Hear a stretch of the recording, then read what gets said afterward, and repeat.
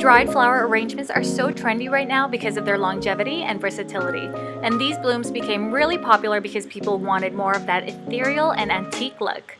So what's up guys, I'm Clarizz and I'm here to show you all how I arrange mine, and hopefully you can get some inspiration for yours.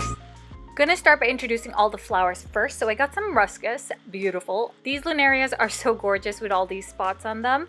And I also got these straw flowers, which is gonna be our main flower. And then, I don't know how to pronounce this, I think it's achillea, but these are beautiful bleach achilleas. A thistle flower, which some people don't like, but I love it because it's unique. Some star grasses that are kind of cheap, 50 cents per stem. And also a preserved rose, which is the most expensive one. It was $12. I also got some pampas grass in both pink and also the natural tan color. I got 2 small palm leaves, and then my favorite, the amaranth, for a nice little whimsical touch. Alright, so let's get started. I got this vase from my local dollar plus store, so it's kind of like $4.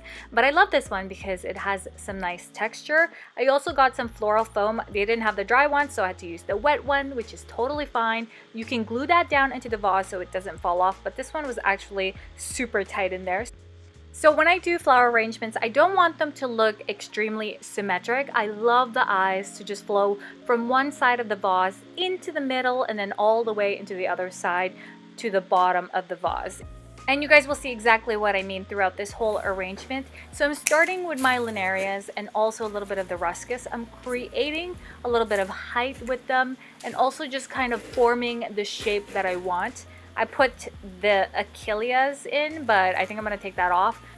So we're going to go in with our fillers, and we are going to be using the pampas for that. It's great because one pampas is probably going to be $10, and you guys can literally just take off the little stems, and then because it's hard enough at the bottom, you can just stick that on right onto the foam.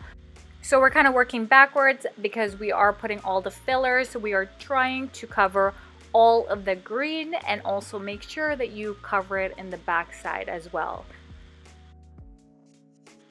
And once that's all covered, you can go ahead and move on to your primary flower. So these flowers are going to be kind of like the focal point in the middle part, that is. I just love the texture and the look of these flowers, and I just can't believe it's gonna last forever, guys. And so I'm also going to be putting in my thistle flower just on the side there. Onto the left, I'm going to put our gorgeous preserved rose. I'm going to insert this achillea all the way to the very bottom and kind of make it overlap on the vase. And it looks so good there. I love it. And for some added texture in the back, I'm going to put our palm leaves and just have one overlap the other, and really giving our bouquet that illusion of height and also fullness. And my favorite, this is the amaranth. I just love it because these are so romantic, and I don't know, I just love them in all my arrangements. So I'm going to put that at the very bottom there. And last but not least, for more added texture, some star grass. And we are all finished. I love the whole light, airy, and romantic vibe that this bouquet is giving me. Absolutely gorgeous for any events like weddings or baby showers. And if you all loved it, make sure that you subscribe to this channel for more fun DIYs. Comment below and let me know what you think. Also, I got the winner here for my last giveaway. Thanks so much for everyone who entered, and hope to see everybody in the next video. Bye!